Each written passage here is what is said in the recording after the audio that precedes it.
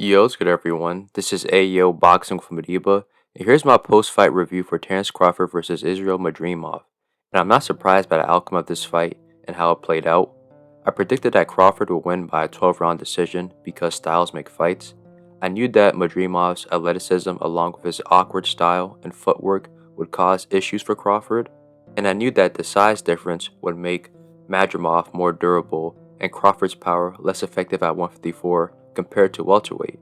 Furthermore, I knew that Madrimov was taking this fight seriously and wasn't coming to lay down because this was a life-changing opportunity and probably the biggest fight in Uzbekistan history.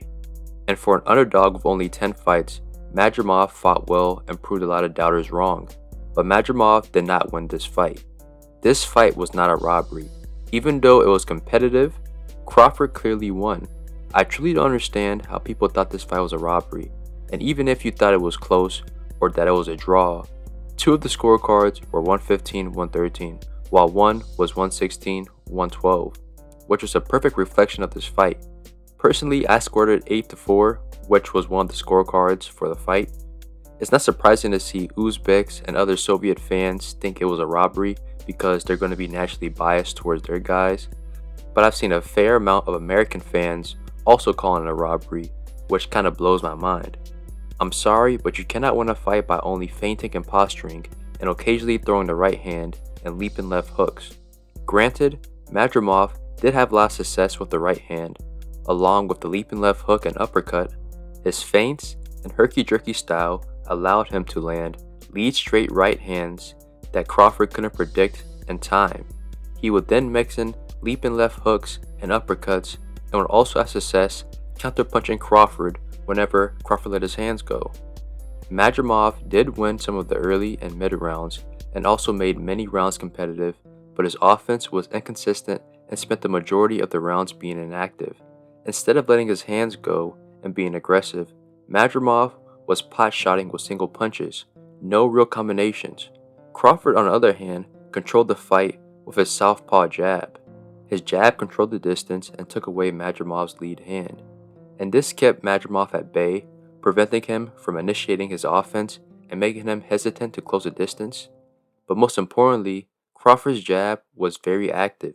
It was constantly in Madrimov's face and it was landing, especially when Madrimov was inactive.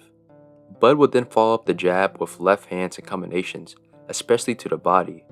One thing to note is that Bud was going to his left, which allowed him to jab easier. In open stance matchups, the lead hand is not as effective, but Crawford had a very effective jab in this fight, which is a testament to his skills. This is something that a lot of these fans that are crying robbery are intentionally ignoring, and I have to blame the commentary because Sergio Mora and Chris Mannix were clearly against Crawford. Those guys will only comment on Madrimov's punches but ignore Crawford's work. Even the punch stats look weird. I forgot what round it was, but I remember an exchange in which Crawford landed a left hand, but then Madrimov came back with his right, but then Crawford returned fire and landed two strong body shots. However, Mora and Mannix only talked about what Madrimov landed. Sean Porter was the only one giving Crawford credit, and yes, Porter was glazing Crawford at certain points of the fight, but it was in a response to Mora and Mannix glazing Madrimov.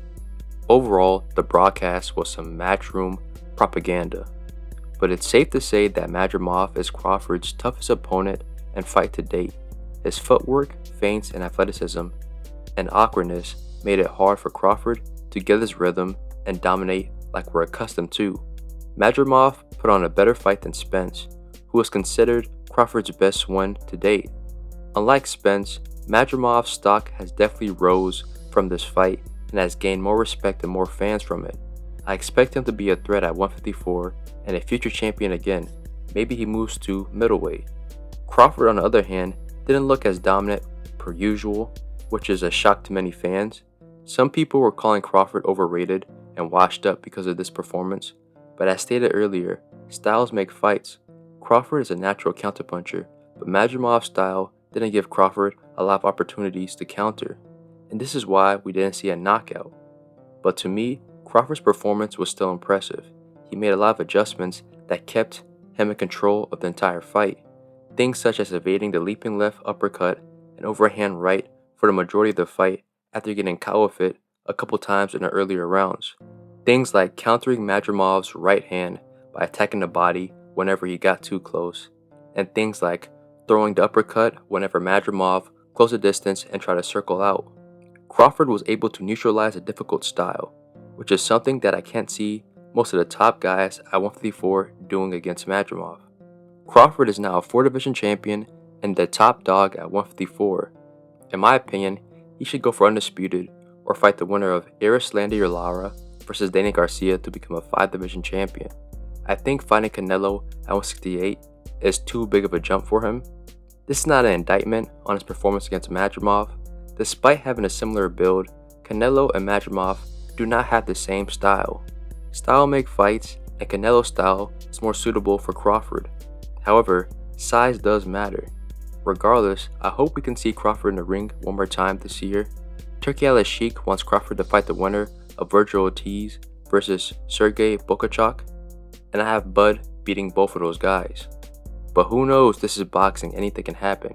But thank you for tuning in with Ayo Boxing from Adiba. Hit like, subscribe, and more content's coming your way.